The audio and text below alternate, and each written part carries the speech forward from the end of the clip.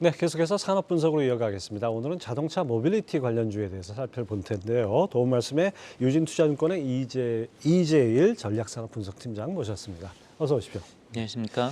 자, 이재일 팀장과 먼저 본격적으로 얘기 나누기 전에 최근 현대차가 싱가포르에 글로벌 혁신센터를 준공했습니다. 이로써 인간 중심의 스마트 도시명 모빌리티 허브를 구축하고 100년 기업을 향한 새로운 도전에 나섰다. 이런 얘기가 나오는데요. 관련 내용부터 자세히 살펴보시죠. 자, 한지원 캐스터 전해 주시죠. 네, 이번 주 화요일이었죠. 현대자동차그룹의 미래 모빌리티 허브인 현대차그룹 싱가포르 글로벌 혁신센터 준공식이 열렸습니다. 3년간 무려 7천억 원을 들여 지었다고 하는데요. 어떤 점들이 기존 방식과 달라졌는지 살펴보도록 하겠습니다. 혁신센터는 연면적 9만 7천 제곱미터 그리고 지하 2층에서 지상 7층까지 총 9층에 달하는 규모입니다. 자동 물류 시스템부터 스마트 제조시설, 차량 시승 트랙까지 갖췄는데요. 이 중 핵심은 아이오닉 5와 같은 완성차를 조립하는 3층입니다. 끊임없이 돌아가는 컨베이어 벨트 앞에 수백 명의 근로자가 공정 단계마다 서 있는 기존 공장의 모습은 찾아볼 수 없었는데요. 대신 이렇게 타원형의 소규모 작업장, 셀이 무려 27개나 설치가 됐습니다. 이렇게 셀 방식을 도입한 것은 다양해지는 소비자 주문에 맞춰 맞춤형 차량을 유연하게 생산하기 위해서라고 하는데요. 운전할 필요 없는 자율주행차가 확산하는 데 따라 내부 공간 등의 다양한 고객 취향을 반영할 수 있는 다차종 소량 생산 시스템을 구현한 겁니다. 이곳에서 현대차그룹은 이미 올 초부터 아이오닉 5와 자율주행 로보택시를 생산하고 있었다고 하고요. 연간 3만 대 이상의 생산 능력을 갖췄습니다. 또 이와 함께 현대차그룹이 힘을 준 부분은 새로운 고객 경험 서비스를 제공한다는 점인데요. 실제 자동차 물류 시스템이 있는 1층에는 이렇게 브랜드 체험 공간과 인도 공간 그리고 스마트팜을 보유하고 있습니다. 그렇다면 셀 시스템이 어떻게 작동되는지 좀 더 자세하게 짚어볼까요? 이렇게 셀마다 생산직 한 명과 로봇이 들어가 차량을 최종적으로 조립하는데요. 공장 물류 작업도 로봇이 맡고 있다고 합니다. 자율주행 로봇이 쉴 새 없이 다니며 각 셀에 부품을 나르는데요. 조립된 차체를 옮기는 것도 로봇입니다.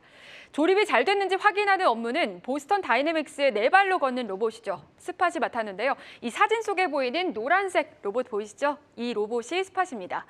근로자가 조립을 하나씩 마칠 때마다 스팟이 해당 부위를 촬영한 뒤 인공지능 알고리즘으로 분석해 품질을 확인한다고 합니다. 또 기존 공장들과 다른 점은 사람보다 로봇이 더 많이 보인다는 점인데요.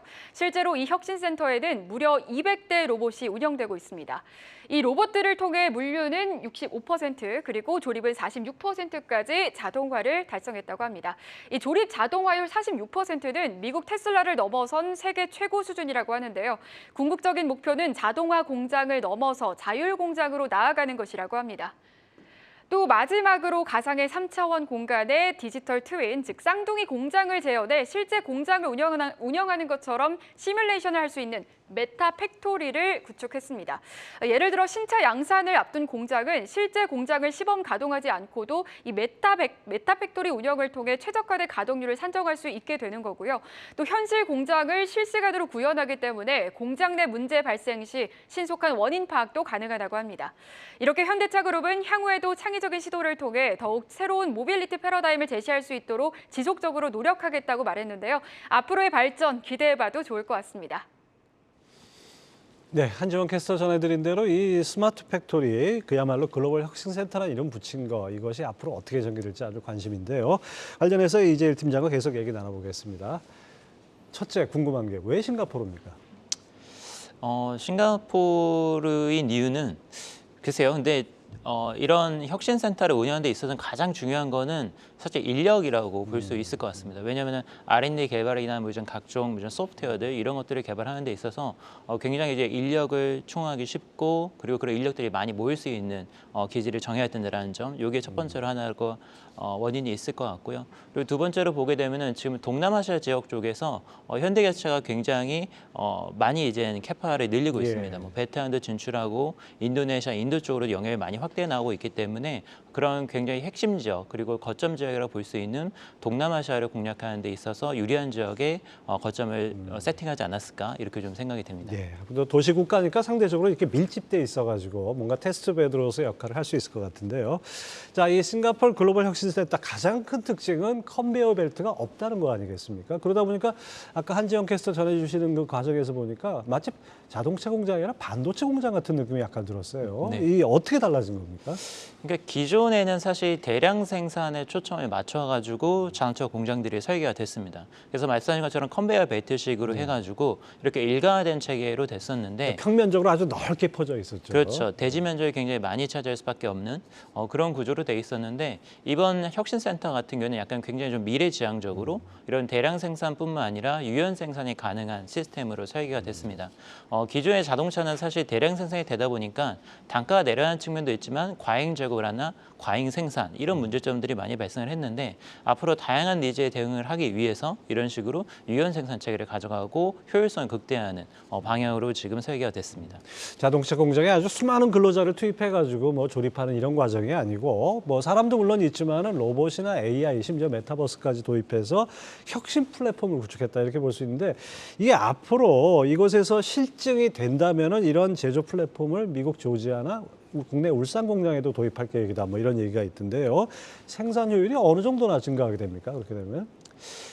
생산 효율이 굉장히 좀 많이 증가할 걸로 기대를 하고 있습니다. 이게 결국에는 전기차 신공정이 들어가는 것, 요거는 좀 연계가 된다라고 봐야 될 것 같은데요.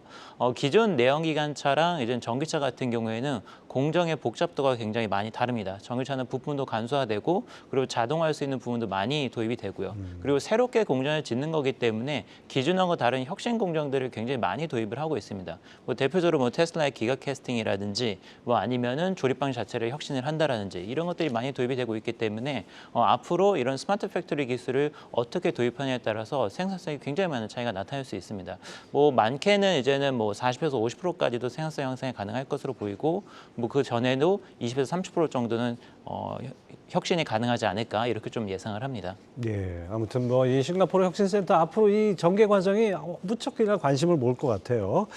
자, 지금 그 윤석열 대통령이 순방 중인 국빈 방문 중인 이제 영국이 유럽에서 자동차 산업 수요 2위 국가입니다. 근데 영국에서 올해 최대 판매 실적을 현대차가 달성할 전망이라고 하는데요. 구체적으로 어떤 내용인지 한지영 캐스터 전해드리겠습니다.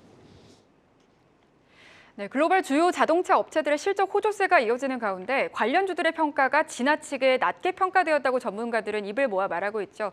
이제 정말로 담아야 할 시기가 온 건지 잘 나온 실적들부터 짚어보도록 하겠습니다. 네, 자동차 산업의 본고장인 유럽에서 현대자동차그룹이 최다 판매 기록을 경신하고 있습니다. 유럽 최대 시장인 독일에서는 비유럽계 완성차 기업들 중 판매 1위를 지키고 있고 두 번째로 시장 규모가 큰 영국에서는 두 자릿수 점유율을 기록하며 역대급 실적이 예상이 되는데요. 현지 점유율은 승용차 기준 10.8%에 달했습니다. 이게 올해 10월까지의 통계니까 점유율이 상승했다라고 보시면 되고요.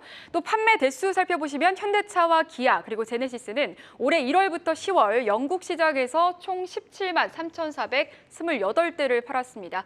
이는 전년 동기와 비교했을 때 8.7% 정도 상승한 수치고요. 이 같은 추세가 연말까지 지속이 된다면 2017년 역대 최대를 기록했던 18만 6,625대를 무난히 넘어설 것으로 전망되고 있습니다. 브랜드별로도 살펴볼까요? 현대차는 영국 시장에서 8위를 기록, 그리고 기아는 4위를 기록을 했습니다. 특히 기아의 경우 2020년도에 9위, 21년도에는 8위, 그리고 22년도 6위에 이어서 꾸준히 판매 순위를 높이면서 현지 최상위권 자동차 브랜드로 도약하는 모습인데요. 현대차그룹은 친환경차를 중심으로 빠르게 재편되고 있는 영국 시장을 효과적으로 공략하면서 성과를 냈다고 설명했습니다. 이런 성과는 곧 실적으로 증명되고 있죠. 현대차와 기아는 지난 1분기부터 3분기까지 3개 분기 연속 상장사 영업이익 1위와 2위를 휩쓸고 있는데요. 연간으로 봐도 현대차와 기아의 선방이 예고되고 있습니다. 올해 현대차의 영업이익 전망치는 지난해보다 56%가량 증가한 15조 3,700억 원대로 예상이 되고 있고요. 기아의 영업이익 역시 같은 기간과 비교했을 때 67%가량 늘어난 12조 900억 원대 수준으로 전망되고 있습니다. 하지만 이 같은 호실적에도 주가 수준은 저평가 국면을 벗어나지 못하고 있습니다.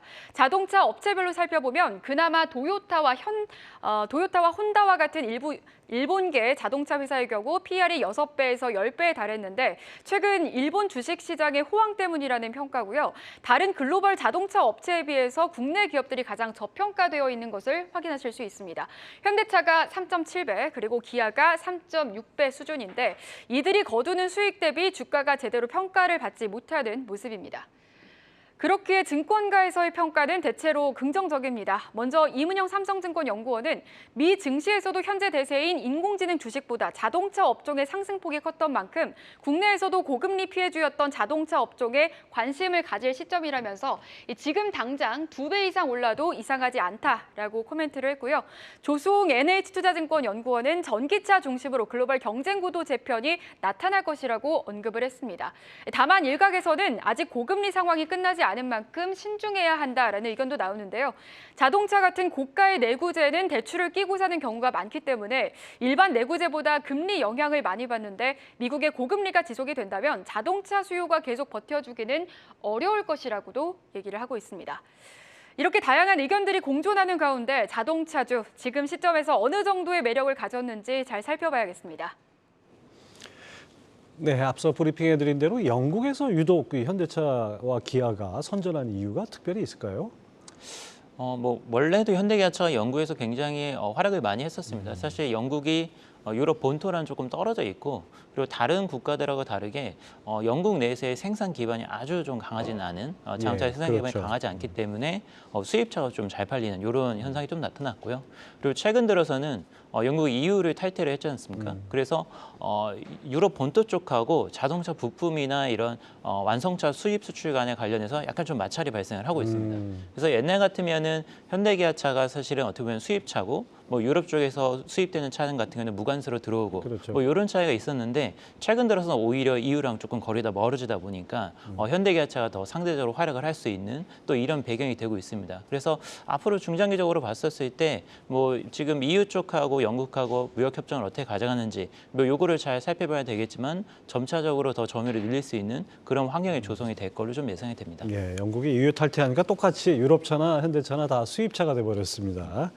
자, 어차피 이제 주가 관건은 미래차 아니겠습니까? 근데 뭐 내년 3분기에는 전기차 신모델을 발표할 전망이라는 얘기도 있고 미국 전기차 공장 생산량이 본격적으로 늘어난다 이런 얘기도 있는데 팀장님은 어떻게 보십니까?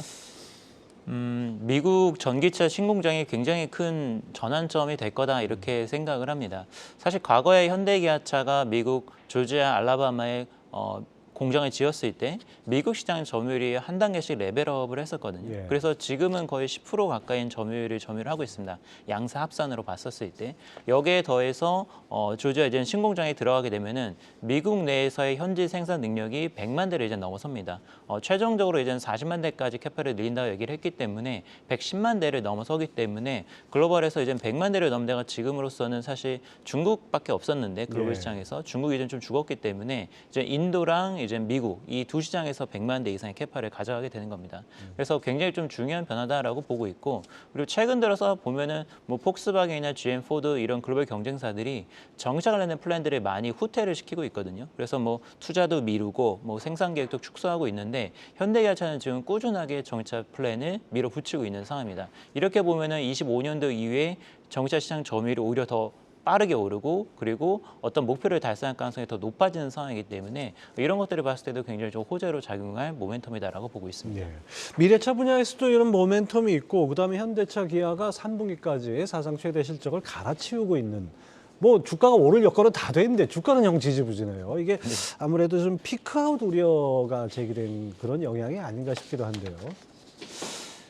맞습니다. 작년부터 이제 피크아웃이라는 논리들이 굉장히 이제 괴롭히고 있는데 사실 피크아웃 논리의 기저에는 금리 상승이 있다라고 볼 수 있습니다. 그러니까 기본적으로 과거의 경험적으로 봤었을 때 금리가 인상되고 나서 자동차 수요가 꺾였었던 경험들이 있기 때문에 거기에 근거해서 지금 판단을 하고 있다라고 보고 있습니다. 근데 과거랑 조금 다른 점은 뭐냐면은 옛날에는 사실 금리 인상을 했었을 때 완성차 업체들이 조금 대응을 잘못했던 부분도 있는 것 같아요. 그러니까 무리하게 판매를 늘리고 왜냐하면 판매 지향적인 그런 경향들을 가지고 있었기 때문에 무조건 이제는 시장 점유율 늘리려고 좀 앞다퉜었던 부분이 있는데 최근 들어서는 완성차들이 굉장히 수익성 관리에 초점을 맞추고 있고 그리고 재고 관리도 굉장히 좀 타이트하게 하고 있습니다. 그래서 올해 들어와서 봤을 때는 오히려 작년부터 금리가 올랐었기 때문에 굉장히 신용 관리를 철저하게 하고 있는 모습이 나타나고 있고 신규 대출 자동차 대출 건수에서 봤을 때에도 서브프라임이나 아니면 딥 서브프라임 이런 굉장히 저신용자에 대해서도 신용이 많이 줄었거든요. 그래서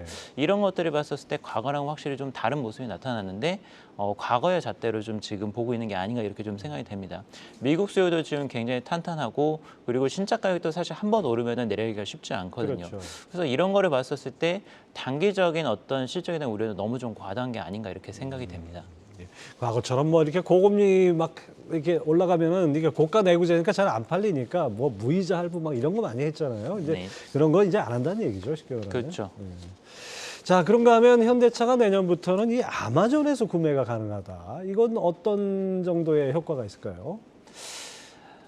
지금 온라인으로 차량을 판매를 하려는 시도들이 많은 메이커들이 하고 있습니다. 왜냐하면 대표적으로 테슬라 같은 경우가 이런 온라인에서 판매를 하고 그리고 오프라인에 있는 매장들은 사실은 딜러십이라기보다는 어떻게 보면 이제는 서비스 아니면 뭐 쇼윈도 역할을 그렇죠. 하고. 쇼윈도 역할을 하는 그런 것들을 운영을 하고 있기 때문에 테슬라가 그런 쪽에서 마케팅 비용을 아낌으로써 수익성을 굉장히 강화하는 모습을 보여주고 있습니다. 그리고 미국에서는 사실 법적으로 딜러십을 이용하지 않고선 차량 판매하는 게 좀 금지가 돼 있다 보니까 테슬라가 여기에서 또 법정 다툼을 벌이는 모습까지 나타나고 있습니다. 그래서 다른 오토메이커들도 이제 테슬라나 다른 전기차들이 저렇게 하는데 우리도 타일 중개화를 해서 수익성을 강화를 하고 그리고 고객 저점을 온라인에서 많이 늘려야 되겠다. 이렇게 지금 생각을 하는 거죠.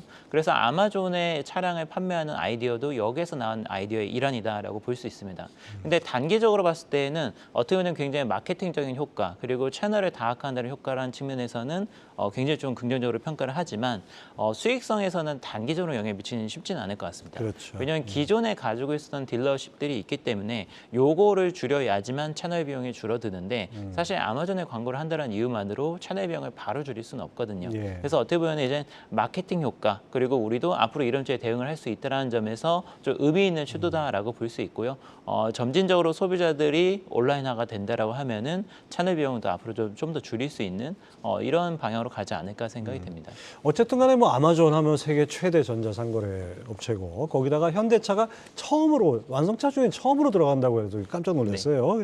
이런 점에서는 어떻게 보면 수익성 면에서는 그래도 조금 도움이 되지 않을까 싶기도 해요. 뭐 앞서 말씀드린 것처럼 수익성은 아직까지는 좀 미미한 것 같고요. 근데 이제 중국 같은 경우는 사실은 온라인 쇼핑몰에서 차량을 판매를 하기도 합니다. 그래서 어떻게 보면 이제 중국은 굉장히 그런 데서 좀 개방적으로 이렇게 하고 있고 앞으로 이런 것들이 점점 더 확대가 될 가능성이 높지 않을까. 국내에서도 이제 그런 판매 가능에 도입이 된다라고 하면은 중개 비용이 줄어들기 때문에 소비자들 더 싼 가격에 차량을 구매할 수 있는 그런 방향으로 가지 않을까 생각이 듭니다. 예. 자, 이렇게 미래차에서도 어떤 모멘텀이 있고, 그다음에 뭐 아마존 채널에서 이 차량을 판매한다는 건 상당히 뭐 눈에 확 띄는 그런 뉴스들인데 또 한편으로 뒤집어 보면은 기존 인력 문제, 노조 문제 이런 문제가 또 불거질 것 같아요. 또 더군다나 최근 전미 자동차 노조에서 그 미국 완성차 빅3 그 4년 반에 걸쳐 임금을 25% 인상하고 그다음에 현대차도 뭐 미국에서 이제 한 근로자 임금을 내년에 한 14% 정도 올린다 이렇게 되는데 이런 측면에서 어떤 인건비 상승 이런 점들이 수익성에 영향을 미치지 않을까요? 제가 이제 과거 한 10년 동안 현대기아차의 인건비가 얼마나 늘었는지를 좀 보니까 평균적으로 3.5에서 3.8% 정도, 현대차가 3.5, 기아가 한 3.7% 정도씩 올랐습니다. 그래서 4년이라고 한다면 원래대로 하면 한 15% 정도 올랐어야 되는 건데 지금 25%를 약 10%포인트 정도 더 높게 인건비가 책정이 된 것 같습니다.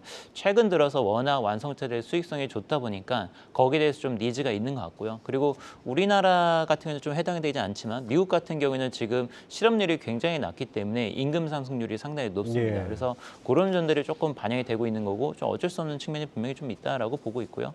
근데 이제 장기적으로 봤었을 때 사실 완성차들이 지금까지 보면은 코스트 관리의 달인이라고 할 정도로 예. 굉장히 이제 밸류 체인하고 인풋 코스트를 낮추는데 어떻게 보면 굉장히 고수라고 볼 수 있겠죠. 그래서 제가 봤을 때에는 인건비가 올라간 부분 지금 분명히 ASP가 올라가기 때문에 어쩔 수 없다. 하지만 그 외에 다른 원가 제조, 원감 절감 방향들을 분명히 내부적으로 준비를 하고 있을 거라고 보고 있고요. 그런 점에서 좀 카운터를 할 수 있는 부분이 분명히 있다고 보고 있기 때문에 어떻게 보면 단기적으로는 조금 부담이 되지만 뭐 중장기적으로는 대응 가능한 수준이 있지 않을까 이렇게 생각이 됩니다. 또 하나 이제 불안 요소로 꼽는다면 이 슈퍼 엔저 아니겠습니까? 뭐 진짜 우리 일본하고 경합하는 분야가 많이 옛날보다는 줄었다고 하지만 자동차는 여전히 뭐 일본이 강력하니까 일본차 엔저에 힘입어서 가성비 높아진다 그러면 상대적으로 영향이 있지 않을까요?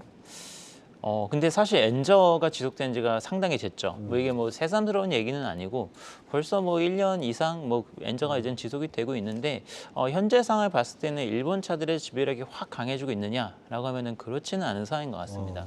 원인을 살펴보면은 지금 전 세계적으로 시장 중심이 전기차로 옮겨가고 있고 새롭게 신규 수요가 창출되는 부분들을 보면은 전기차 비중이 굉장히 높습니다. 예. 근데 일본 차들 같은 경우는 아직까지 경쟁력 있는 전기차를 출시를 안 하고 있거든요. 그래서 여기에서 분명히 강점이 있다. 현대기아차가 EGMP 기반의 신형 전기차를 내므로써 신규 시장에서 지배력을 가져간 부분이 분명히 있다라고 봐야 될 것 같고요. 그리고 소비자들 그리고 특히 젊은 층들 같은 경우에는 이 전기차에 대한 관심도가 굉장히 높습니다. 그렇죠. 그래서 네. 여기에서 또 일본 차들이 옛날에는 하이브리드라는 기술을 가지고선 기술 선도를 했다라고 한다면은 이제는 기술 선도권을 다른 메이커들한테 넘겨주는 부분이 분명히 있기 때문에 옛날만큼 아주 강력하게 시장의 파급력을 아직까지 나타내고 있지 않습니다. 단순히 환율 변화가 모든 걸 다 바꾼다 이건 아니란 얘기죠. 맞습니다.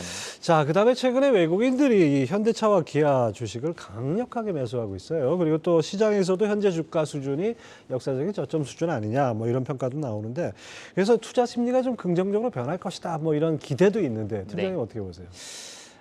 사실 이제 현대기아차가 올해 실적 대비해서 너무 이제 좀 주가는 좀 아쉬운 측면이 있었다라고 생각이 됩니다. PER이 4배를 밑돌고 있는데 과거 평균적으로 봤었을 때 4배 이하로 PER이 내려갔던 점은 뭐 금융위기 때 아니고선 없는 예. 수준인데 지금 그 정도로 내려가 있어서 너무 싸다. 좀 이렇게 좀 판단들을 하고 있는 것 같습니다. 거기다 연말로 가게 되면은 또 주주환원 정책에 대한 예. 기대감이 있죠. 배당도 굉장히 고배당을 하게 될 것이고 또 연말까지 실적이 좋다라고 한다면은 추가적인 주주 환원책에 대한 기대감도 있기 때문에 이 부분도 좀 작용을 하는 것 같습니다. 예. 그리고 지금 아무래도 좀 성장주들에 대한 투자 쏠림 현상이 굉장히 심했었는데 최근 들어서는 이제 밸류 주식에 대한 관심도도 점차 높아지고 있기 때문에 지금 역사적인 저평가 국면에서는 좀 시간의 문제이지 결국에는 어느 정도 되돌림 현상이 나타날 수밖에 없다라고 보고 있기 때문에 그런 측면에서 지금 너무 싸다. 그리고 배당도 있고 내년도 전망도 나쁘지 않다. 이렇게 보고 있기 때문에 충분히 올라간다라고 보고 있습니다. 여기 지금 이제 연말이 다가오니까 이 배당주로서의 가치는 어느 정도로 볼 수 있을까요? 사실 4분기 실적에 따라서 연간 배당이 조금 조정이 있을 수 있기 때문에 그 부분을 살펴봐야 되겠지만 기아 같은 경우에는 뭐 7% 이상 기말 배당률이 나올 수 있을 것 같고요. 현대차 같은 경우는 조금 낮긴 합니다. 왜냐하면은 현대차는 분기 배당을 하기 때문에 기말에 한 번에 배당하는 기아랑 조금 차이가 있습니다. 그래도 5에서 6% 사이 정도, 기아는 7에서 8%, 현대차는 5에서 6% 정도 기말 배당 기대할 수 있지 않을까 뭐 이렇게 좀 생각을 합니다. 예.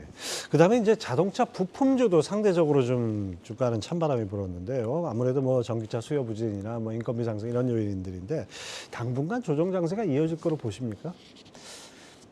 부품사들의 주가 수익률은 사실은 완성선을 좀 떼놓고 볼 수가 없을 것 같습니다. 그래서 현대기아차가 2분기, 3분기 때 실적 서프라이즈가 나왔음에도 불구하고 주가가 좀 잘 안 가다 보니까 부품사도 좀 시들해진 감이 없잖아 있습니다. 거기에 더해서 전기차 시장 수요 전망치가 내려가고 거기다가 전기차 가격이 내려가니까 전기차 부품 단가 인하 압력을 받을 수밖에 없을 것이다. 이런 우려들이 제기가 되면서 주가들이 큰 폭으로 조정을 받았다. 이렇게 좀 볼 수 있습니다. 근데 이제 내년으로 보게 되면은 제가 봤을 때는 사실 현대기아차를 제외한 폭스바겐의 GM 이쪽으로 납품을 하는 경우에는 전기차 플랜 자체를 하향 조정을 했기 때문에 좀 장기적으로 영향을 받을 수밖에 좀 없을 예. 것 같아요. 거기에다가 뭐 테슬라뿐만 아니라 많은 메이커들이 가격이 내리다 보니까 단가 인하 압력 분명히 있을 있을 겁니다. 그래서 그 부분을 조금 보수적으로 보고 있고요. 다만 현대 기아차 쪽으로 파이프라인을 꽂고 있는 업체들 같은 경우에는 사실 생각해보면 현대 기아차가 내년에도 이제 조지아 신공장이 예. 들어가고요. 25년도가 되면은 인도에 GM부터 인수한 신공장이 또 가동을 하고 26년도가 되면 또 울산 신공장이 가동을 하고 또 기아 PBB EV 공장도 이제는 가동을 하겠죠. 그래서 이런 거를 보면은 계속해서 EV 계획들이 차질 없이 진행이 되고 있고 물량도 늘어나고 있고 그리고 단가이나 압력도 상대적으로 글로벌 메이커 대비해서 낮을 수밖에 없습니다. 그래서 이런 거를 봤었을 때 현대 기아차 비중이 높은 업체들 같은 경우에는 충분히 주가 상승 여력이 있다. 특히 미국하고 인도 증설 수혜가 되는 종목들은 내년도에도 탄력적으로 주가 오를 수 있다고 보고 있기 때문에 이런 측면에서 지금 오히려 좀 주가가 빠져 있을 때 매수 찬스가 아닌가 이렇게 좀 생각이 됩니다. 자동차 부품주도 좀 가르마를 잘 타고 봐야겠습니다. 테슬라 한번 볼까요? 테슬라가 또 한 번 중국 판매가를 인상을 했어요. 이것 좀 약간 이례적으로 보이는데 중국 시장에서 테슬라가 가격을 올리는 이유는 뭔가요? 시장 상황에 따라서 탄력적으로 가격을 지금 조정을 하고 있습니다. 그러니까 가격이 내렸다가 올렸다가 요거를 지금 좀 반복을 하고 있는데 사실 이제 중국 시장 전망을 보게 되면은 중국 전기차 시장 전망이 아주 밝지는 않습니다. 지금 중국 경기 자체가 부동산 경기 침체 때문에 좀 하향 국면으로 가고 있고 NEV 시장에서 워낙 지금 경쟁이 심합니다. 그래서 뭐 테슬라뿐만 아니라 중국 로컬 업체들이 저가로 정차를 그렇죠. 쏟아져 내다 보니까 가격을 구조적으로 올라갈 수 있는 사항은 아니다라고 보고 있고요. 그래서 어떻게 보면 지금 올랐다 내렸다 하면서 재고 사항이나 수요에 대응하면서 탄력적으로 가격을 조정하는 것이지 구조적으로 올라가는 상황은 아니다. 중국은 가격은 당분간은 어떻게 보면 조금씩이나 그래도 내려가는 국면으로 가지 않을까 좀 이렇게 생각이 됩니다. 네. 자, 이제 연말 다가오고 또 내년 준비해야 되는데 자동차주 앞으로 전략 어떻게 가져야 될까요?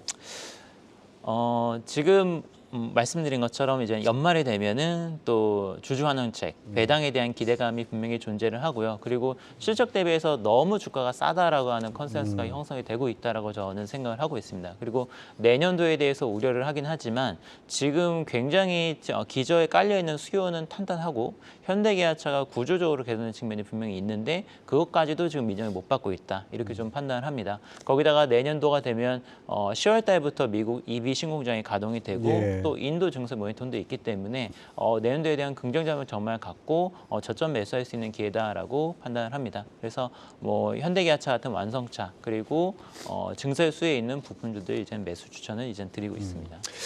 자동차주 시장에서 시장 유행에선 다소 비껴 있지만 앞으로 오히려 좀 저가 관점에서 찾아볼 수 있는 그런 섹터인 것 같습니다.